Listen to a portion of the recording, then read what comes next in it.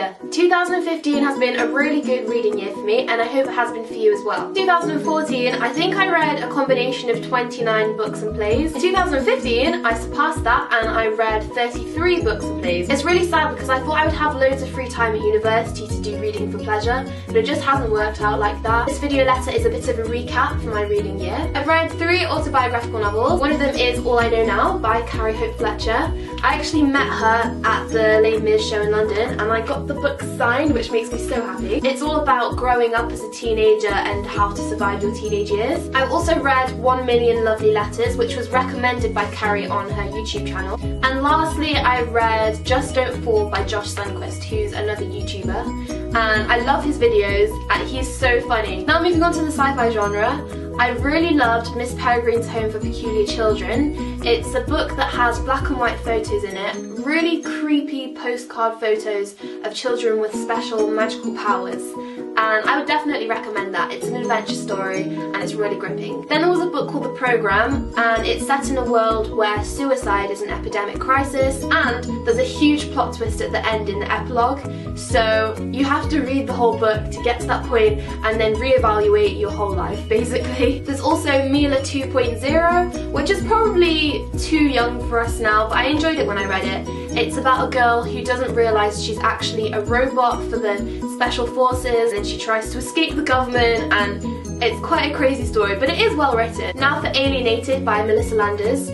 This is about Planet Earth's first intergalactic student exchange program, and it's a very fun book. It's got bits of action, romance, you meet hot aliens from different planets. Finally, These Broken Stars, which is another one of my favourites. I don't really know how to describe it, but it is such a beautiful book. I've put romance and contemporary in the same genre because I think all of these books overlap a bit. I know you've already read Since You've Been Gone. I read it whilst I was on holiday. All I wanted to do was just lie in bed and read this book. That's how good it was. Finally got around to reading Attachments, and I didn't like it as much as Fangirl and Eleanor and Park, but I still enjoyed it. The Sea of Tranquility is the most recent book that I've read.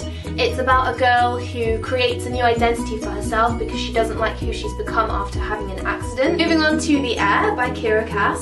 This is the second to last book in the Selection series, which you've probably heard me and Zara talking about all the time. And finally, another one of my favourites for 2015, Ask the Passengers by A.S. King. It's about a girl who's not too sure about her sexuality and she's not sure how her parents are going to react to it. So I think it's a really interesting read. I feel like nowadays dystopian novels are all the same. There's just not that much original dystopian content anymore. I could probably write my own series, to be honest. I've read so many of them. But I just want to show you some of the ones that I've read this year. I want to give a shout out to The Hunt. It's kind of like The Hunger Games, but made by vampires for humans. I discovered that I really enjoyed fantasy novels. I read The False Prince really early on in the year, but I still remember it because the characters are so witty. I think you should just read it. I'm currently in the middle of the Grisha series, so this is the second book, Siege and Storm, but the first one is called Shadow and Bone. I think the author has done an amazing job of creating this country with all the problems and different rankings of soldiers with different colours and magical powers.